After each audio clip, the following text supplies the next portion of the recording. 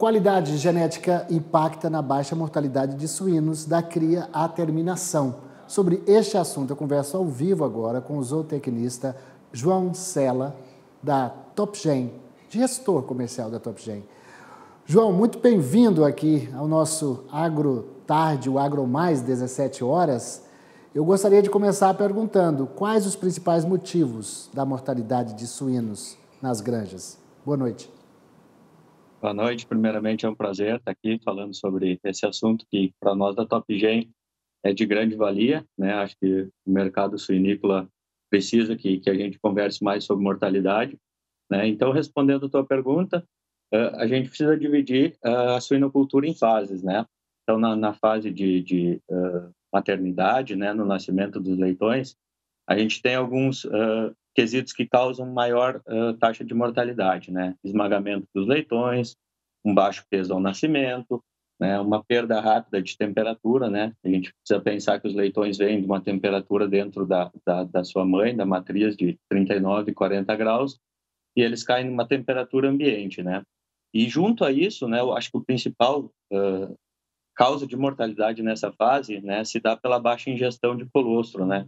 Então, por ele não ter acesso muitas vezes ao colostro ou pela matriz não ter colostro suficiente para que ele se alimente desse produto nas primeiras 4 horas de vida, né? Que é quando ele tem ele consegue absorver a imunidade passiva da matriz, né? Passando para a próxima fase, então, da suinocultura, né, na recria, a gente encara outros desafios, né, como adaptação com a ração, né, uma queda na curva imunológica, né, e com isso os leitões vão ter uma maior suscetibilidade a infecções, né. Já na parte de terminação, a gente leva esses leitões de granjas seguras, granjas núcleos ou granjas multiplicadoras para granjas terminadoras, né? Então, com uma biosseguridade menor. Então, lá eles vão ter maior contato com agentes infecciosos, né? Isso vai causar maiores doenças no rebanho, né? E a gente também tem uma diminuição no uso de antibióticos nessa fase, né? Por eles estarem sendo terminados e estarem chegando perto de sair para a indústria, a gente precisa diminuir esse uso de antibióticos, né? Ô, João, a gente pode falar em uma mortalidade aceitável num plantel de suínos? A gente pode, mas não deveria, tá, Valteno? O aceitável é que a gente trabalhe com um índice sempre menor ao último que a gente teve, né? Então, é isso que a gente busca na Topgen, é ter animais que são mais resistentes a infecções, né? E consigam desempenhar sobre condições de granjas brasileiras, né? A gente sabe que a gente tem um país muito grande, com diversas tipos de granjas, né, com diversos tipos de biosseguridades, e a gente precisa que os animais eles consigam desempenhar em todas essas granjas. Então, a gente precisa um animal mais resistente, mais forte, né, e isso a gente consegue trazer e está trazendo para o Brasil através do melhoramento genético que a gente faz, né. A gente dá muita atenção para essa causa, né. A gente não os animais morram. E quais são, assim, João, as principais intervenções possíveis para reduzir as perdas nas granjas de suínos? Então, a gente trabalha muito forte a questão genética disso, né? O quanto a genética pode influenciar nessa redução de mortalidade. Então, a gente prepara animais para eles serem mais resistentes, né? A gente quer que eles consigam bater com essas infecções, né? E consigam resistir a elas sem uso de antimicrobianos, né? E sem grandes intervenções. Então, é um trabalho de formiguinha que a gente está melhorando a qualidade das nossas matrizes e isso vai passando para a progênie dela, para ela ser terminada de uma forma mais tranquila, né? Mas, aliando a tua pergunta, né, eu acho que a gente aumentar a biosseguridade nas granjas é importante, né? A gente evitar a superlotação, são pontos que se integram também à qualidade do material genético utilizado nas granjas, né? Eu queria perguntar agora sobre raças. Quais são as raças que estão sendo desenvolvidas no Brasil e para quem está querendo começar, de repente, o negócio, que informações você teria? A gente trabalha com linhagens, né, Valteno?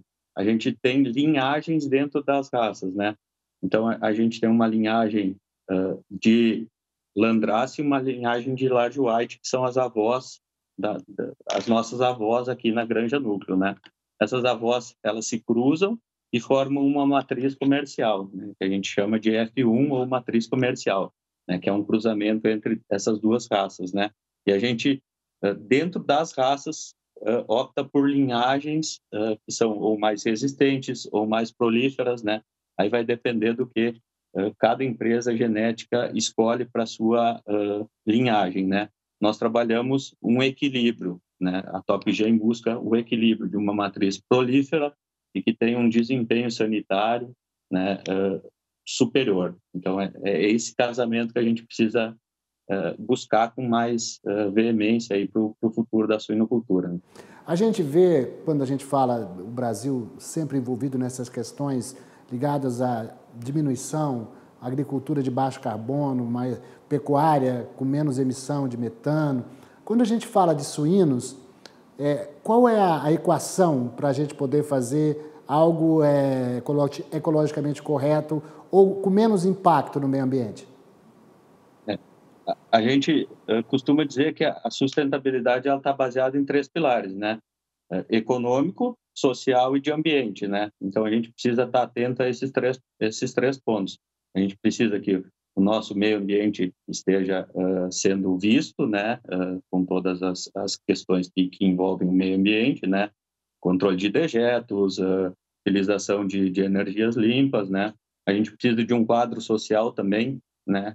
Para a gente conseguir falar de sustentabilidade, a gente precisa unir esses 3 pontos, né? Então, o nosso quadro social precisa estar de acordo com as leis, né? O nosso colaborador precisa se sentir parte do negócio, né? E a questão financeira, que é o que move o barco, vamos dizer assim, né? Porque se a gente não tiver o retorno financeiro, nenhuma das outras duas pilares da sustentabilidade funcionam, né? Então, é uma correlação desses 3 fatores, né? Então, ótimo. Agora eu vou para a pergunta que vale $1 milhão. O Brasil, acho que é o 4º maior produtor de suínos, exportador de suínos do mundo. Qual é a idade de abate ideal, ou como é que é feita hoje no Brasil? Quem compra mais e como é que está o consumo interno? Então, 3 perguntas.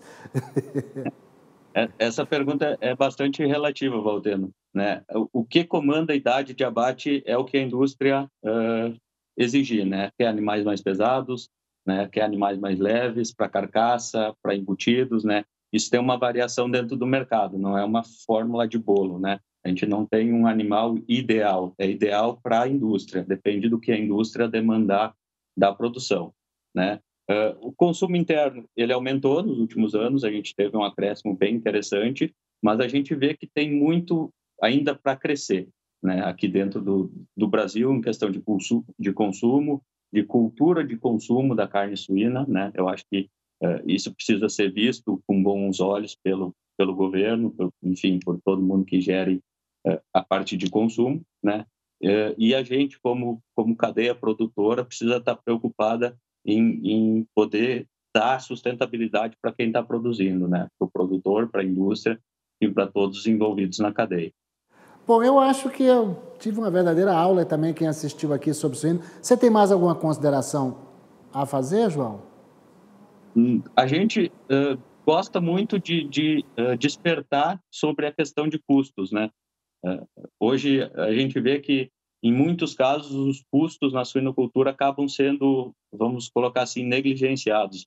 A gente costuma falar bastante na TopGen sobre quanto custa produzir 1 quilo de suíno, né? O quanto essa mortalidade acarreta no custo final do produto, né? Então, se a gente puder deixar um pedido para o produtor, né, que eles se atentem a isso também, né?